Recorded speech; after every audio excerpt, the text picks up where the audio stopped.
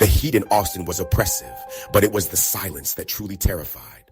Gone was the music scene, the laughter, the lifeblood of the city. In its place, a chilling quiet. Streets once bustling lay deserted. The virus, swift and silent, had tightened its grip.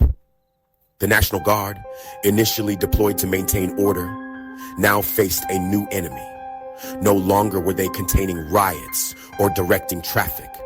Their mission had morphed into one of survival, of battling an invisible, insidious foe.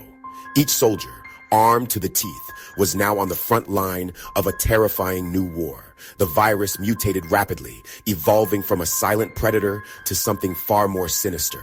It manifested in grotesque physical transformations, turning its victims into monstrous, contorted beings. These creatures, driven by a primal rage, became known simply as beasts. The first encounters were brutal. Soldiers trained for conventional warfare found themselves outmatched. The beasts, impervious to bullets, tore through their ranks with terrifying ease. Panic rippled through the remaining troops. Their training meant nothing against this new, horrifying enemy. The beast was a grotesque parody of life. Twisted and malformed, its flesh pulsed with an unnatural luminescence. Razor-sharp claws, capable of tearing through steel, dripped with a viscous phosphorescent fluid. But it was the creature's eyes that truly instilled terror.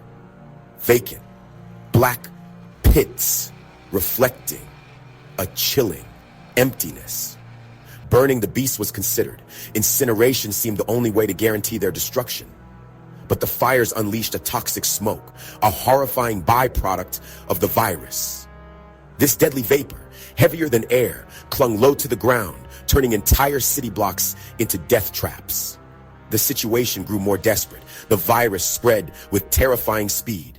Casualties mounted. The National Guard, overwhelmed and outmatched, fought with the grim determination of the doomed. Hope, it seemed, dwindled with each passing hour. Dr. Carter's plan was audacious, bordering on insane. She proposed to freeze the beast, to encase it in a tomb of solid ice. The science was complex, but the principle straightforward. At extremely low temperatures, the virus's ability to mutate and spread would be halted. The risks were immense. Failure meant unleashing a wave of toxins capable of poisoning the entire city.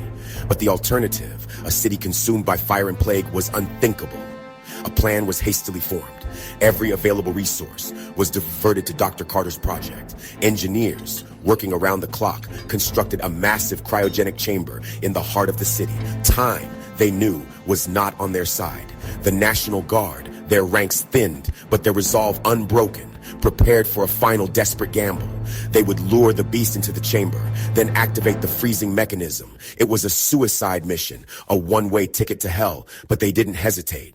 The final confrontation was a scene straight out of a nightmare. Flames raged, casting flickering shadows on the faces of the soldiers. The air crackled with the sound of gunfire, the desperate roar of men facing their doom. And then, from the heart of the inferno, it emerged. The beast, drawn by the commotion, charged into the chamber, a whirlwind of claws and teeth. The soldiers slammed the chamber shut, sealing their fate and the city's future within that metal tomb. Dr. Carter, her hand trembling, activated the freezing mechanism. Jets of cryogenic fluid erupted, engulfing the beast in a blinding white mist. The creature thrashed, its enraged bellows echoing through the chamber, then slowly, agonizingly, fell silent. The soldiers, their faces streaked with sweat and grime, watched in stunned silence. The chamber, coated in a thick layer of frost, stood as a testament to their bravery, their sacrifice. The city was safe for now. But the memory of the outbreak, the terror of the beast, would linger long after the ice had melted.